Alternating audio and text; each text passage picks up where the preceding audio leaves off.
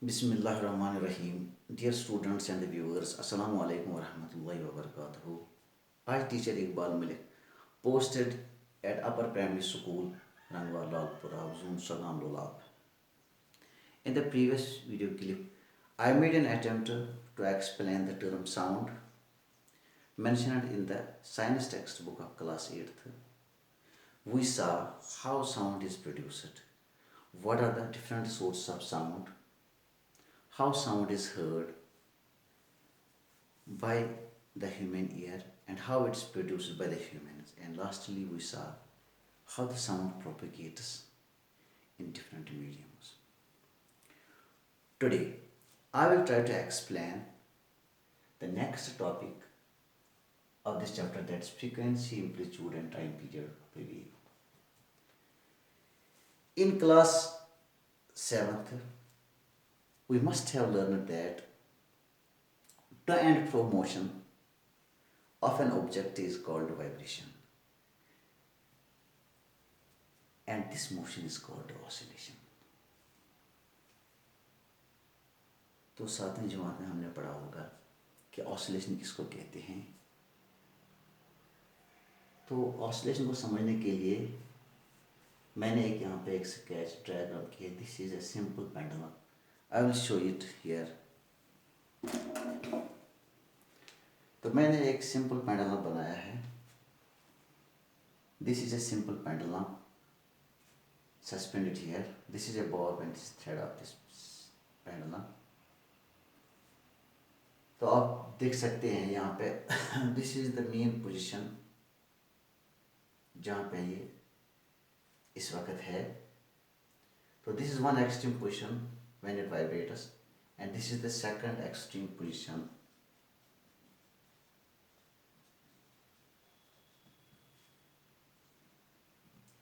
तो हम देखेंगे कि how this pendulum oscillates. Let us see for 2 seconds. This is the main position, this is one extreme position. Let us release here.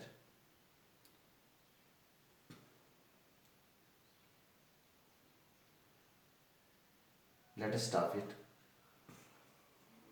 अब मैंने इसको हम रिप्ले करेंगे इस तरह से कि यहाँ पे मेन पोजीशन है इसकी। तो यहाँ से हमने उठाया इसको, इस एक्सट्रीम पोजीशन पे ले लिया, फिर ये यहाँ से हमने छोड़ दिया, यहाँ से आ गया वापस यहाँ तक, फिर the next extreme point and then back to this mean position. तो this is oscillatory motion, this is oscillatory motion.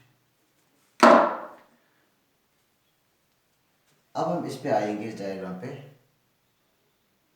तो यहाँ पे ये बॉब था, this is one extreme position and from this it came here. यहाँ से शुरू हो गया, फिर पहुँचा यहाँ ए तक, फिर वापस आ गया through A through O B तक पहुँचा, यहाँ से निकलना यहाँ तक पहुँचना, फिर वापस यहाँ तक, फिर वापस 0 तक पहुँचना। This is called as one full oscillation. तो इसको एक ऑसिलेशन कहते हैं। अगर ये particle the number of the oscillations produced per second is called as frequency. कितनी ऑसिलेशन ये करेगा एक सेकंड में, उसको फ्रीक्वेंसी कहते हैं। तो फ्रीक्वेंसी हम मेजर करते हैं हर्ट्ज में।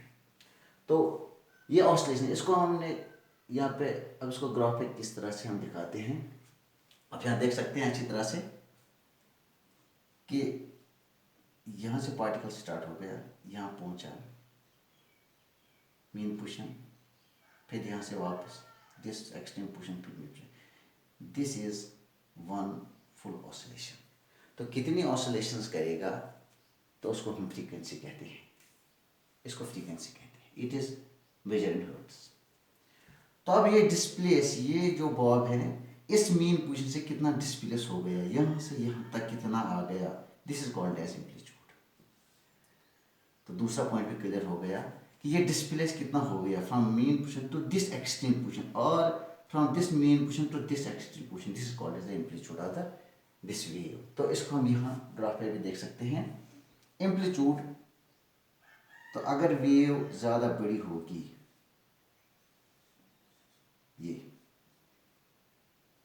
एम्पलीट्यूड बड़ा होगा, फ्रीक्वेंसी ऑलरेडी बड़ी होगी।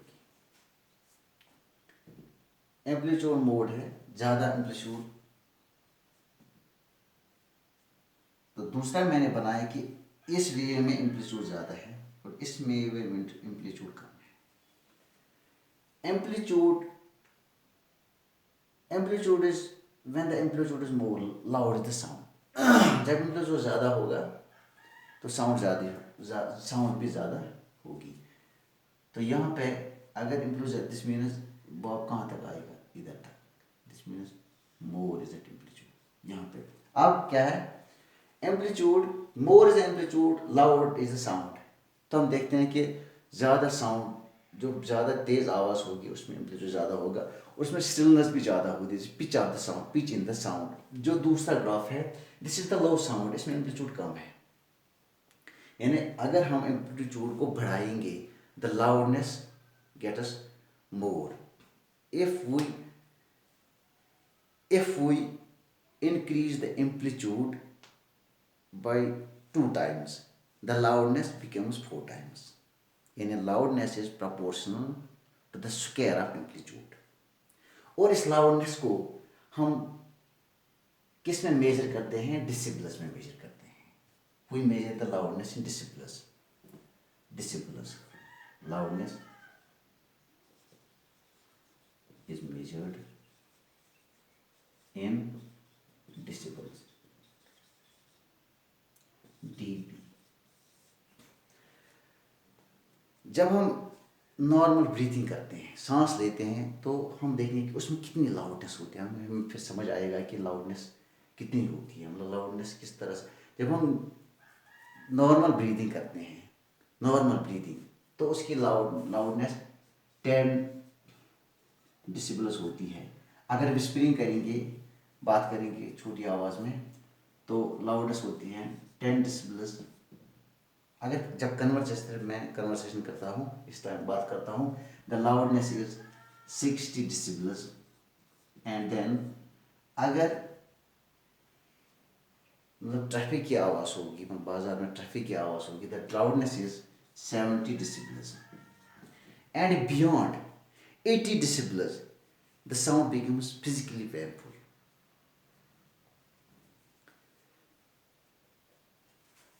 Now we can see the loudness in more sounds, like the loudness of the thunder। जो बादल गरजते हैं उसकी लाउडनेस होती है 120 decibels। जो गन शॉट्स यानी फायरिंग होती है उसमें होती है लाउडनेस 140 to 190 decibels। तो जो इंजन्स होते हैं, दीज एयरक्राफ्ट, उसमें लाउडनेस होती है 170 decibels। उसमें भी 140 decibels होती है, 140 decibels।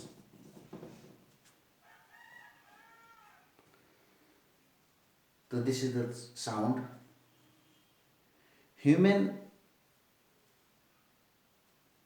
जो ह्यूमन स्पीच है, द ह्यूमन स्पीच जो हम बोलते हैं, जो ह्यूमन स्पीच, अब हम देखेंगे कि ह्यूमन स्पीच जो हम बात करते हैं, इसकी फ्रीक्वेंसी कितनी होती है। The human speech is ranging between 1000 hertz to 5000 hertz. ये ह्यूमन स्पीच का रेंज है। तो हमारी हियरिंग कैपेसिटी के बारे में थोड़ी बहुत जानकारी दूंगा। Our hearing is at the peak between the age of 18 to 20 years। And जब हम 65 and when we reach the age of 65, जब हम 65 की उम्र में पहुंच जाते हैं, we start losing the hearing capacity. और दूसरी बात यह है कि जो इंसान स्मोकिंग करता होगा उसको भी हियरिंग प्रॉब्लम होती है। So we should abstain from smoking. अब ऑडिबल और इनऑडिबल साउंड्स की बात करते हैं। This is the next topic. Audible जल्दी जल्दी करेंगे। Audible and inaudible. Inaudible sounds. तो ऑडिबल साउंड्स वो साउंड्स और जिनको हम सुन सकते हैं, हम उन आवाज़ों को सुन सकते हैं जिनकी frequency range between 20 hertz to 2000 hertz, to 20 hertz to 20,000 hertz. ये आवाज़, इस रेंज की आवाज़ को हम, जिसकी फ्रीक्वेंसी 20 हर्ट्स से 20,000 हर्ट्स होगी, इसको हम सुन सकते हैं, इस आवाज़ को सुन सकते हैं। That's called as the audible sounds. And inaudible sounds वो साउंड्स होती है जिनकी फ्रीक्वेंसी बिलो 20 हर्ट्स होती है एंड अबो 20,000 हर्ट्ज, जिनकी फ्रीक्वेंसी होती है वो हम नहीं सुन सकते हैं। जिन साउंड्स की फ्रीक्वेंसी 20 हर्ट्ज से लेस होगी और 20,000 हर्ट्ज से ज़्यादा होगी, वो भी हम नहीं सुन सकते हैं। तो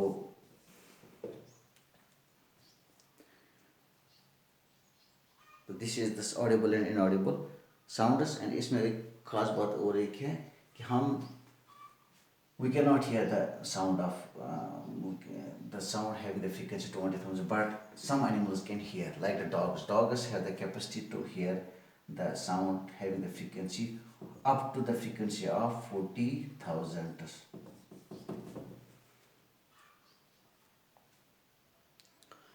This is audible and inaudible sounds. और अल्ट्रासाउंड की बात करते हैं। अल्ट्रासाउंड जो होता है which is used for the medical examinations. Ultrasound for medical examination होता है, तो उसकी साउंड्स होती है ranging more than, ultrasound has a frequency more than 20,000 hertz. इसके बाद है नॉइज़ एंड म्यूज़िक। तो नॉइज़, अनवांटेड साउंड को नॉइज़ कहते हैं। उसमें लाउडनेस 70 dB से ज़्यादा होती है। And music is the melody sound. तो लास्ट में नॉइज़ पोल्यूशन के बारे में, noise pollution is caused due to the loud speaker, due to the aircraft engines and other things. तो harmful effects of the noise pollution होता है, it will cause the health related problems, lack of sleep, hypertension and anxiety and many more health disorders. This is all about today's topic. Thank you for watching.